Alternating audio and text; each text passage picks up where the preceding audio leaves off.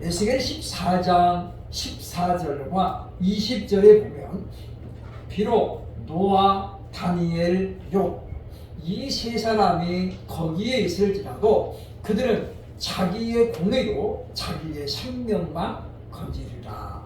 나 주 여호와의 말이니라 라고 다니엘은 이 에스겔은 이 세 사람의 이름을 거론하고 있는 것을 보게 되어집니다.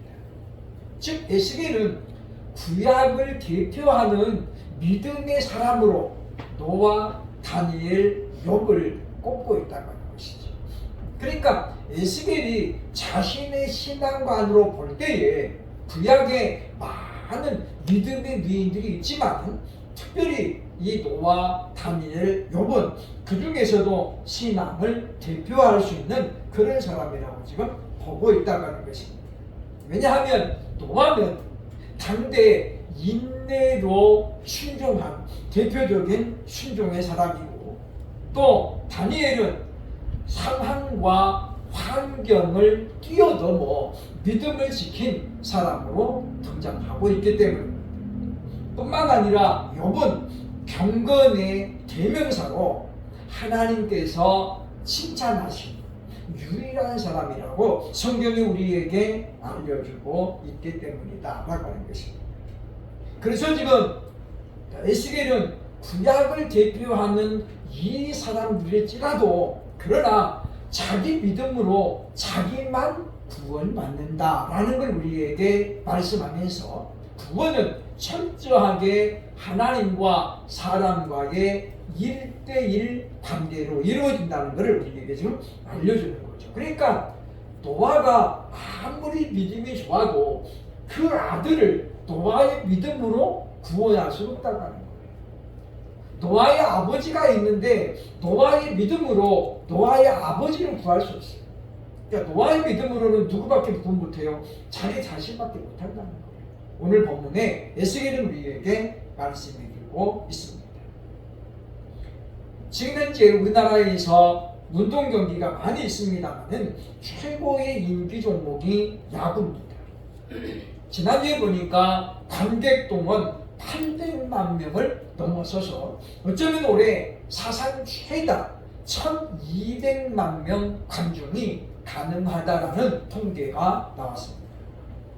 이 운동 선수들이 시즌이 끝나면 이제 열심히 행한 결과에 따라서 상을 받게 됩니다. 그런데 이 운동 선수들이 가장 받고 싶어하는 상이 하나 있습니다. 그게 뭐냐면 올해의 선수상입니다. 다른 모든 상은 기자들 그리고 팬 그리고 감독에 의해서 주어지지만 올해의 선수상은 순전히 100% 선수들이 투표해가지고 뽑는 상이기 때문이죠. 그러니까 우리 팀, 남의 팀을 떠나서 야 올해는 이 선수가 최고였다. 선수들이 인정하는 상이기 때문에 특별한 의미가 있다고 볼 수 있다라고 하는 것입니다. 다니엘도 마찬가지입니다. 노아도 마찬가지고 욥도 마찬가지라는 거죠. 그러니까 에스겔이 하나님 앞에 정말 신실한 믿음의 선진이었는데 그가 이와 같이 세 사람을 대표로 이야기하고 있다고 하는 것은 바로 선지자들이 뉘우동성으로 그들을 인정했기 때문이라고 볼 수 있다라고 하는 것입니다. 다니엘에 대해서는 그동안 우리가 여러 번 말씀을 보았고 오늘 본문도 예외가 아닙니다. 그래서 새롭게 뭔가가 있을 리는 없습니다만은 그럼에도 불구하고 우리가 오늘 이 시간 바로 소년 다니엘과 세 친구들 하나냐와 미사엘, 아사랴의 경건한 신앙을 돌아보면서 참으로 이 시간 우리가 그들을 통해서 어찌 보면 청소년에 불과한 그 자녀들을 보면서 함께 은혜 받는 시간이 되어야 할 것입니다. 이들의 경건한 신앙은 과연 어떻게 나타났을까요? 첫째로 오늘 본문 6절에 보면 뜻을 정함으로 나타났다라고 설명하고 있습니다. 6절 보면 그들 가운데는 유다 자손 곧 다니엘과 하나냐와 미사엘과 아사랴가 있었더니 라고 말씀하지요. BC 605년에 바벨론 느부갓네살 왕이 예루살렘을 침공합니다. 격렬한 전쟁 끝에 결국은 유다 왕은 이길 소식을 알고 그리고 이제 화친을 선포하게 되죠. 그때 보면 느부갓네살 왕이 군대를 철수하면서 굉장히 많은 포로들을 잡아갑니다. 포로로 끌어가는데 누구를 끌어가겠어요? 각 분야의 엘리트들을 대부분 끌어갑니다. 우리나라도 일본이 우리를 침략할 때에 임진왜란때도 그랬습니다만은 많은 기능공들을 끌어갔잖아요. 그 중에 도예공들, 즉 자기를 굽는 그릇을 만드는 기술자들을 당시 일본에서는 많이 끌어갔습니다. 그래서 일본이 도자기를 만드는 데 세계적으로 지금 유명해진 건 뭐냐면 그때 조선에서 기술자들이 끌려갔기 때문이죠. 그러니까 이 보면 느부갓네살 왕도 지금 유대에서 포로들을 끌어가면서 각 분야별로 전문가들을 잡아갑니다. 그리고 그 중에서도 장래가 촉망되는 인재들을 끌어가게 되는 거죠. 그 중에 하나가 누구냐면 바로 다니엘이 있고 하나냐와 미사엘과 아사랴가 그 중에 하나였다라고 하는 것입니다. 많은 학자들이 이때 당시 다니엘과 친구들이 약 16에서 17살쯤 되는 청년이었다라고, 청소년이었다라고 그렇게 이야기를 합니다. 왜냐하면 다니엘이 고레스 왕 원년까지 나라의 일꾼으로 봉사했기 때문이죠. 그래서 연대기를 거슬러 올라가면 다니엘의 나이가 10대 중반으로 그렇게 이제 계산이 되기 때문이다라고 하는 것입니다. 그럼에도 불구하고 이 어린 나이에 불과했던 이 다니엘과 친구들이 뜻을 정하였다라고 오늘 성경은 말씀해주고 있습니다. 사실 지금 이 포로로 끌려온 이 청년들이 자기 어떤 주장을 요구할 만한 그런 처지가 전혀 못 돼요. 이들이 무슨 높은 관직을 갖고 있습니까? 아니면 어마어마한 재산을 갖고 있겠습니까? 그냥 딸랑 몸뚱아리만 끌려온 거죠. 그러니 이들이 지금 환관장에게 요구 조건을 내세울 상황이 아니었다는 거예요. 목숨만 붙어 있어도 감지덕지죠. 왜냐? 이 포로들을 그냥 어려운 곳을 보내가지고 만약에 강제 노역을 시켜도 할 말이 없어요. 실제로 출애굽기에 보면 이 애굽 왕들이 어땠습니까? 보면 이 유대인들이 자꾸 이렇게 생산력이 늘어나니까 점점 험난한 일을 시키잖아요. 육체적으로 그냥 아주 힘든 일만 골라시키는 거예요. 그럼에도 불구하고 이스라엘이 계속의 숫자가 늘어났던 것을 성경은 우리에게 보여주고 있습니다. 그러니까 포로들에게, 노예들에게 뭘 시키는 거예요? 이렇게 힘든 일을 시키는 거예요. 그런 상황에서도 오늘 다니엘과 하나냐, 미사엘, 아사랴는 뜻을 정하였다라고 우리에게 말씀을 하고 있습니다. 그것은 바로 믿음의 정절을 지키기로 뜻을 정하였다라고 하는 것입니다. 그러니까 우리가 지금 포로로 끌려가 있지만은, 그래서 우리가 포로의 신분이지만은 그럼에도 불구하고 하나님의 백성이라고 하는 이 믿음의 정절은 우리가 지키자. 다른 건 다 포기해도 우리가 이거 하나만은 지키기로 뜻을 정하였다라고 오늘 말씀해주고 있는 것입니다. 이것이 바로 이들의 경건한 신앙의 첫 번째 모습임을 우리는 기억을 해야 되겠다라고 하는 것입니다. 예전의 사람들은 나이가 어려도 이와 같이 뜻을 굳건하게 세운 사람들이 많이 있었습니다.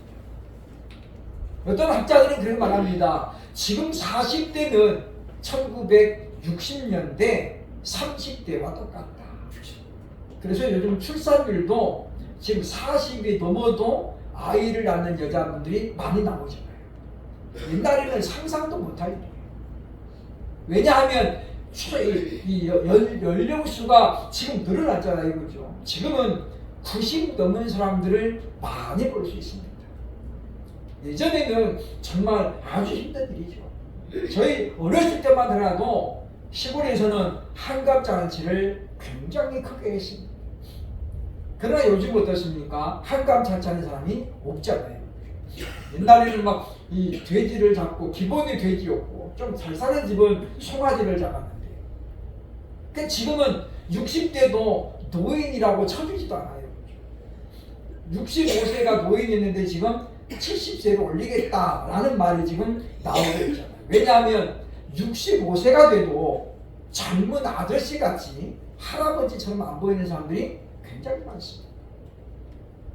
그렇기 때문에 오늘날은 사람들이 의식도 거꾸로 가는 거예요. 나이가 지금 50대도 철이 안 드는 사람들이 많이 있잖아요. 그냥 부모님 곁에 딱 붙어가지고 그냥 거기 그냥 자립도 안 하고 돈도 안 벌고 그냥 그런 사람들이 많이 있거든요. 우리가 그런 걸 보면서 우리는 3.1운동 당시 우리 민주의 열사였던 유관순 여사를 다시 한번 생각하게 됩니다. 이화학당에 재학생이었던 그분은 바로 18살 그 나이에 3.1운동 주동자로 포섭돼가지고 잡혀가지고 서대문 형무소에서 온갖 고난과 그리고 회유를 받았습니다. 서대문 형무소에 가본 분들이 이야기합니다. 그때 당시에 일본 순사들이 썼던 고문 도구들이 지금도 형무소에 다 이렇게 있다는 거예요. 그 중에 하나가 뭐냐면 손톱, 발톱을 뽑아내는 기계예요. 저희 중학교 때에 우리 음악 선생님이 남자분이었는데 아주 이분이 연세가 많은 분인데 학생들한테 이렇게 벌을 주면은 이쑤시개로 손톱 밑에를 콕콕 찔러내는 거예요. 그냥 아무것도 아닌 것 같은데 엄청 아픕니다. 오늘 집에 가서 한번 해보세요. 그죠? 이쑤시개로 딱 찔르면 이게 찔르면 굉장히 아파요. 근데 이분이 그냥 그렇게 슬슬 웃어가면서 찔렀다 뺐다 찔렀다 뺐다. 그래서 우리가 아주 그분을 독종이라고 그랬대요. 그런 생각이 지금도 나요. 어린 소녀를 그런 식으로 그냥 고문했다는 거잖아요. 그러면서 회유하고. 그럼에도 불구하고 그는 그 모진 고문과 회유를 물리치고 끝까지 자기 신앙을 지키고 자기 정절을 지킨 끝에 순교했다는 것이죠. 다니엘도 마찬가지입니다. 10대 중반의 나이에 불과하지만은 자신은 뜻을 정하고 신앙의 정절을 지키기로 지금 굳게 다짐했다라고 말씀하고 있지요. 오늘날 우리도 참으로 어려운 시대를 살아가고 있는데 그것은 뭐냐면 누군가가 우리의 신앙을 방해해서가 아닙니다. 지난주에 미국에 보면 그리스 첫 커뮤니티 교회를 이끌어갔던 목사님이 이제 돌아가셨죠.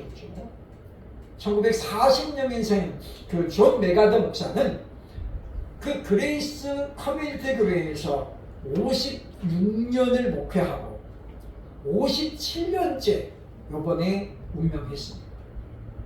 그분이 그런 말을 합니다. 미국의 대형 교회들 가운데 다수는 이미 상업화되었다. 그리고 그들이 드리는 예배는 이미 세속화되었다라고 그렇게 진단했어요. 워낙에 거목이기 때문에 누구도 그 말에 대해서 아니다 라고 말하는 사람이 없을 정도로 그런 어떤 거목 중에 한 분입니다. 그분의 말을 들으면 우리 말이죠. 시대의 흐름의 교회가 따라가면 안 된다는 거예요. 남들이 하니까 우리도 해야 되겠다. 제가 이제 운동 삼아서 이렇게 다니다 보면은 교회를 제가 유심히 이제 보는 경향이 있습니다. 우리 동네 어떤 교회를 제가 지나가다 보니까 예배 안내표가 붙어 있잖아요. 그렇죠? 교회마다 다 붙어 있어요. 근데 그 교회는 딱 특징이 주일 오전 예배 11시 반, 그리고 금요 예배 9시, 딱 두 개 있어요. 새벽 예배, 주일 오후에 수요 예배 전혀 없어요. 근데 제가 그 생각을 들면서 무슨 생각이 떠올랐냐면 딱 두 가지 생각이 떠올랐어요. 하나는, 야, 참 저 교회 월세가 아깝다.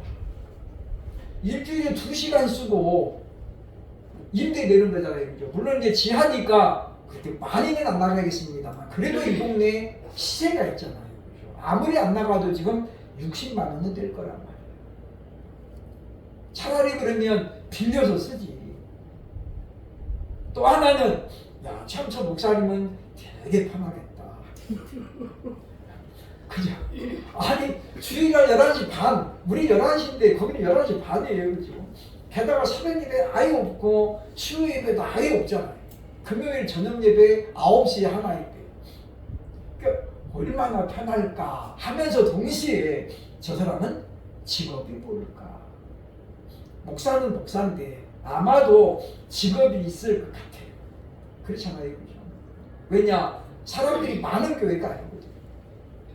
그런 생각을 제가 가져보면서 참 너무 덥기도 하고, 그러니까 사람들이 자꾸만 이렇게 나태해질 수 있겠다라는 생각을 가졌습니다만은, 우리는 그런 흐름들이 많을지라도 다시 한번 우리는 하나님의 부르심을 생각해야 되겠다라고 하는 것입니다. 그러면 우리가 어떤 험난한 과정을 기다릴지라도 우리가 뜻을 꺾지 아니하고 뜻을 결단하는 저와 여러분이 되시기를 주의 이름으로 축원합니다.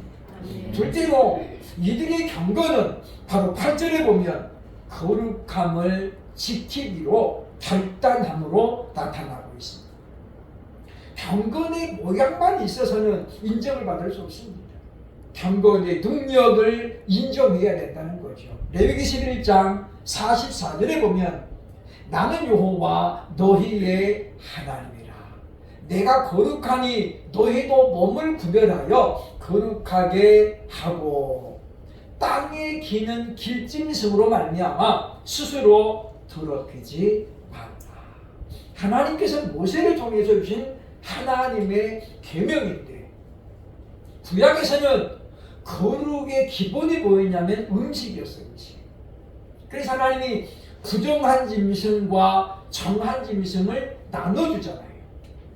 신약에 가면 사도 베드로가 기도하는데 환상을 보죠. 그죠? 하늘에서 보자기 하나 내려오는데 보니까 부정한 짐승, 정결한 짐승이 다 섞어져 있는 거예요. 하나님 뭐라고 해요? 잡아먹어라. 그죠? 베드로가 뭐라고 합니까? 주님, 저는 이렇게 부정한 거 먹어본 적이 없습니다. 못 먹습니다.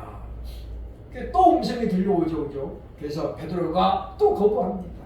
그렇게 3번을 하고 그 보자기가 위로 올려가죠.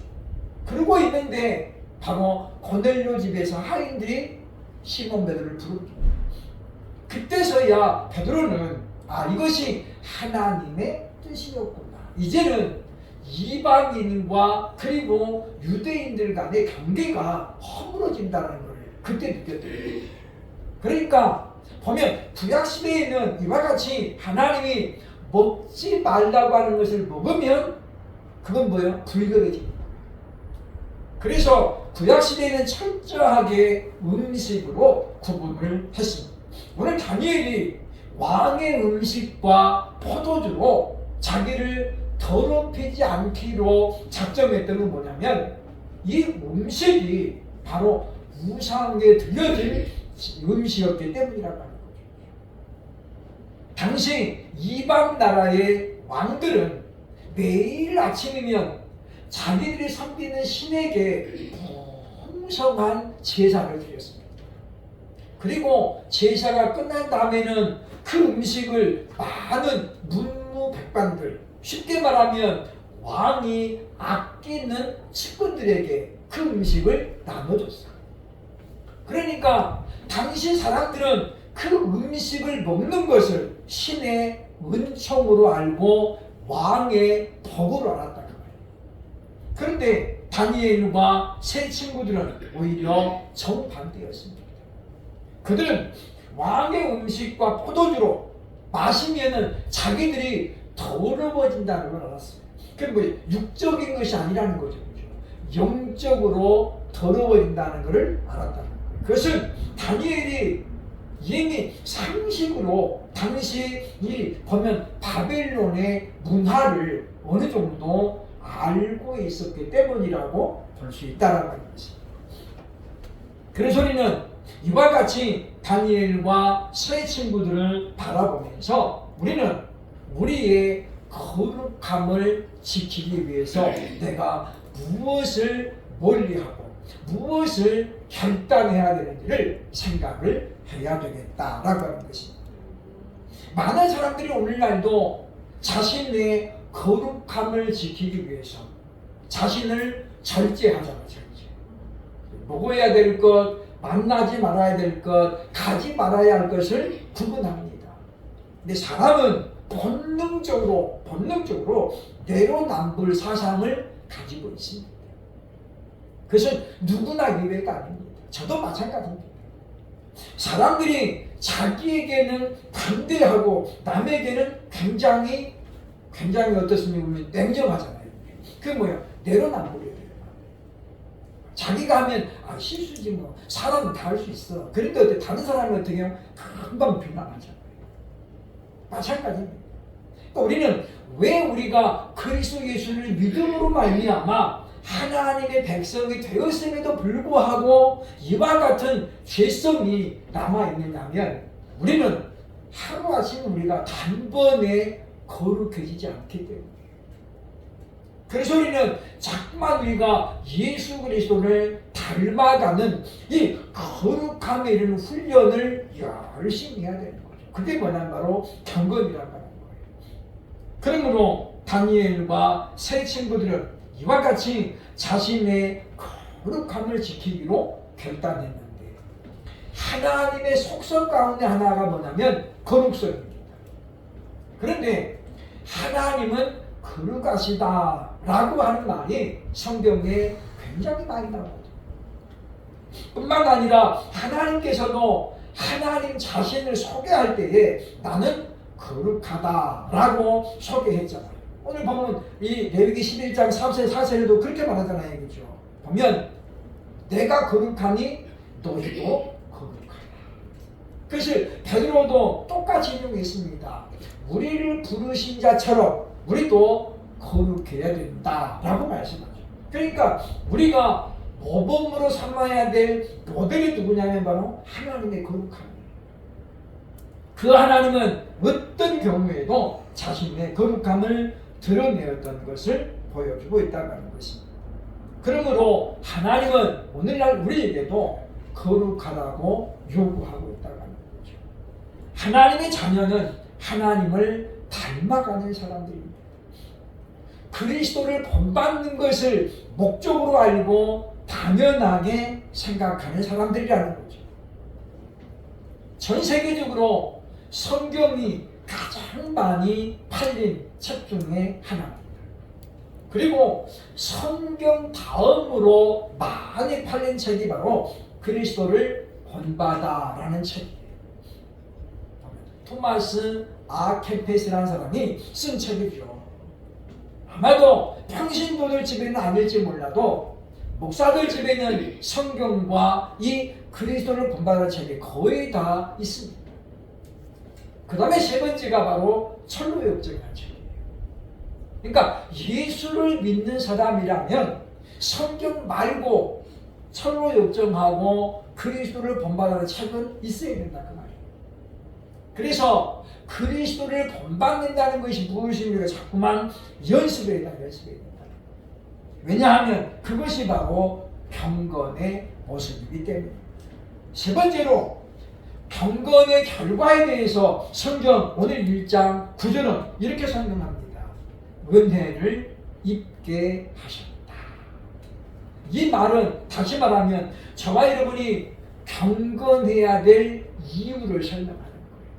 왜 우리가 경건한 삶을 살려고 애써야 되느냐? 그건 뭐냐면 하나님이 우리에게 은혜를 입게 하신다는 거예요.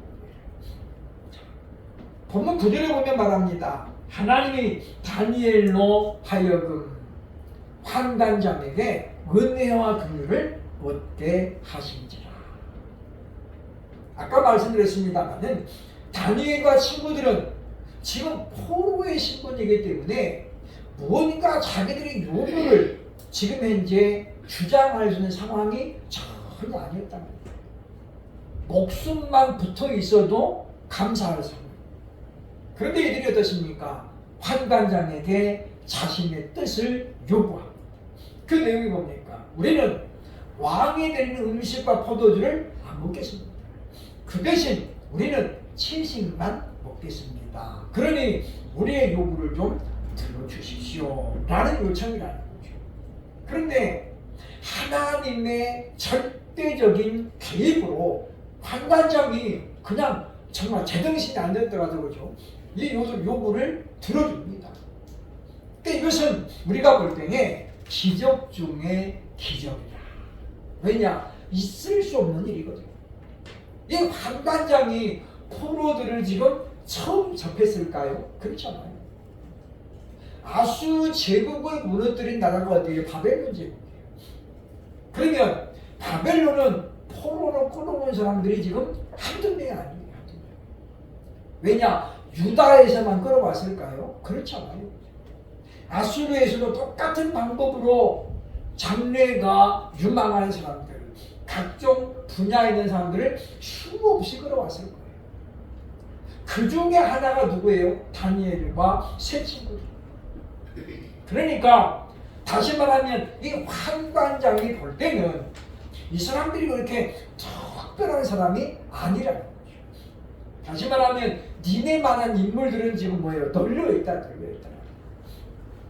그럼에도 불구하고 그가 이들의 요구를 들어주신 것은 하나님의 감동하심의 결과다라고 이렇게 볼 수밖에 없다는 것입니다. 그러면서 우리는 이들의 모습을 보면서 한 가지 기도 제목을 발견하게 됩니다. 그게 뭐냐면 창조적인 대안을 가져야 된다. 우리가 믿음을 지키는 것에도 방법이 여러 가지가 있습니다. 중요한 것은 얼마나 우리가 지혜롭게 행하는가예요. 우리 너무 직선적이어가지고 대놓고 그냥 저는 우상숭배물을 안 먹습니다. 그렇게 하면 어떻게 되겠어요? 그날로 그냥 단가답니다. 그렇죠? 이 환관장이 왕에게 말은 안 들리죠. 왕이요. 왕이 하는 걸 다 우상숭배라고 합니다. 그런데 왕이 이 아이들이 어떻게 지금 써보지도 전에 그러니까 지금 다니엘과 세 친구가 뭐예요? 지금 그렇게 직선적으로 말하지 않습니다. 오늘 본문을 보면 말씀하고 있죠. 그죠? 보면 우리에게는 채식을 주어서 먹되 10일 동안 열흘 동안 우리를 관찰하셔서 왕이 내리는 진미를 먹는 사람들과 우리의 표정을 보고 그때 환관장이 판단하시면 그때 우리가 따라가겠습니다 라고 하는 거예요. 이들의 이와 같은 행동이 왜 지혜로우냐, 왜 창조적인 대안이냐면 환관장의 체면을 지금 어떻게 해요? 고스란히 살려주는 거예요. 그리고 최종적인 결론을 누가 내리는 거예요? 지금 당신 내리라는 거예요. 환관장이. 그러면 환관장이 내린 결론을 따라 우리가 행동하겠다는 거죠. 그러니까 우리는 그러기 때문에 우리가 주의 성수에 대한 은혜 또는 우리가 신앙의 본질을 지키기 위해서는 넘어야 될 산들이 많이 있습니다. 근데 우리가 때로는 직선적으로 달려도 되지만 때로는 이와 같이 창조적인 대안을 발휘해야 될 때가 분명히 있다는 거예요. 사람은 누구나 인격을 갖고 있기 때문에 그 인격에 침해당하면 모멸감을 느낍니다. 아무리 우상숭배를 하는 사람일지라도 대놓고 우리가 가지고 그냥 하면 안 된다는 거죠. 그거는 그 사람의 영혼을 건지는 게 아니라 오히려 뭐예요? 원수 만드는 거죠. 제가 예전에 이야기를 했습니다. 예배당 1층에 무당집이 있어요. 무당집. 2층에 교회가 있어요. 근데 주일날 11시 예배를 이제 들어가려고 이제 찬양하고 있는데 마침 1층 무당집에서 부수라고. 이 목사님이 굉장히 직설적인 분. 예배를 쫓아가지고 뭐라고 그러겠어요? 사탄아 물러거라. 그러면 이 무당이 뭐 엎어지든가 넘어지든가 해가지고 구슬 안 해야 되는데 여자분이 그냥 화가 딱 나가지고 막 이제 목사님하고 대판 싸움이 났어요. 누가 이겨요? 목사님이 못 이겨요. 더군다나 여자하고 남자가 싸우면 절대 남자가 못 이깁니다. 그래서 그냥 그날 예배는 어떻게 됐겠어요? 그냥 예배가 그냥 죽은 거예요. 목사님이 얼굴이 막 울적거려 가지고 설교하는데 설교가 되겠어요? 자기도 다 까먹은 거예요. 그러니까 우리가 그런 걸 보면 어떤 사도들에게 가졌던 권세가 있어서 단번에 그냥 그를 제압하면 하나님의 영광이 드러나지만 이 무당이 뭐예요? 보통 무당이 아니었던 거예요. 사탄아 물러가라 그랬는데 물러가기는커녕 오히려 그냥 막 약을 사가지고 덤비잖아요. 그러니까 그 사람은 보통 사람이 아니에요. 흔히 하는 말로 뭐 관우신장, 관우신이 위에 있다든가. 그러니까 우리가 그런 면을 보면 우리도 마찬가지죠. 무조건 나 예수 믿으니까 안 합니다. 이렇게 되면 우리가 그것이 효과적일 때가 있지만 안 그럴 때도 있다고 해요. 그럼 뭐라고 해요? 저 교회 다니는 것들은 절대 도움이 안 돼요. 이렇게 되면 뭐가 되고요? 그냥 도매금으로도 먹어요. 그러니까 우리는 그럴 때 우리가 하나님 앞에 기도해야 된다. 하나님 저에게 창조적인 대안을 주옵소서. 나 하나를 위해서 전체 교회가 욕먹지 않고 그럼에도 불구하고 하나님의 뜻을 이루어갈 수 있는 지혜를 달라고 우리가 기도해야 되겠다는 거예요. 하나님께서는 우리에게 그때 우리의 기도를 들어주신다라고 하는 것입니다. 그러면 우리가 이와 같이 하나님 앞에 경건한 생활을 유지하기 위해서 무엇보다도 경건의 결과를 우리가 기대해야 된다는 거죠.